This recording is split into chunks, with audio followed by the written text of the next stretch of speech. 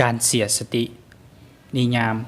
การเสียสติแม่นการบ่รู้สึกตัวซึ่งเกิดขึ้นจากอุบัติเหตุหรือพยาธิบางชนิดที่เฮ็ดให้ระบบการทำงานของเส้นประสาทบ่ปกติเช่นว่ามีการเสียหายพัดส่วนใดหนึ่งหรือเสียทั้งหมดของการติดต่อภายนอกคือ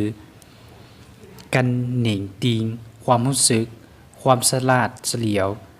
และสิ่งที่ยังเหลือให้เฮารู้ว่าคนผู้นั้นยังมีชีวิตอยู่คือการหายใจการเดินของเลือดการถ่ายเทแต่ว่าบ่รู้สึกอาการดังนี้มีไว้บ่หลายก็น้อยเพื่อเฮ็ดให้รู้ว่าคนผู้นั้นยังมีชีวิตอยู่สาเหตุเนื่องจากการกระทบกระเทือนเช่นเกิดอุบัติเหตุกระทบหัวเลือดไหลในสมองเนื้องอกในสมองเยื่อหุ้มสมองอักเสบเบาหวานตับอักเสบมาจากการเบื่อเมาเส้นเหล้ายาอาหารเป็นพิษอาการ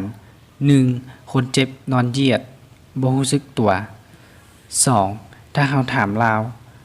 อาจจะตอบค่อยๆหรืออาจจะบ่ตอบเลยก็ได้หรือว่า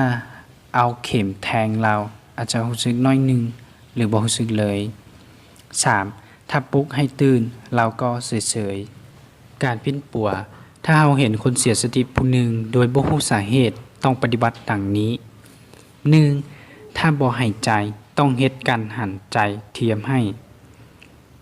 2. ถ้ายังหันใจอยู่ให้เอาคนเจ็บนอนหงายให้หัวเงียงไปทางข้างถ้าหากว่าเราหน้าแดงย่อหัวเราให้สูงขึ้นหน่อยหนึ่ง 3. ห้ามเลือดให้หยุดถ้ามีเลือดไหล 4. แก้เครื่องนุ่งห่มออก 5. ถ้าอยู่ในเฮือนต้องไขประตูโปงเยี่ยมออกเพื่อให้คนเจ็บได้รับอากาศเพียงพอ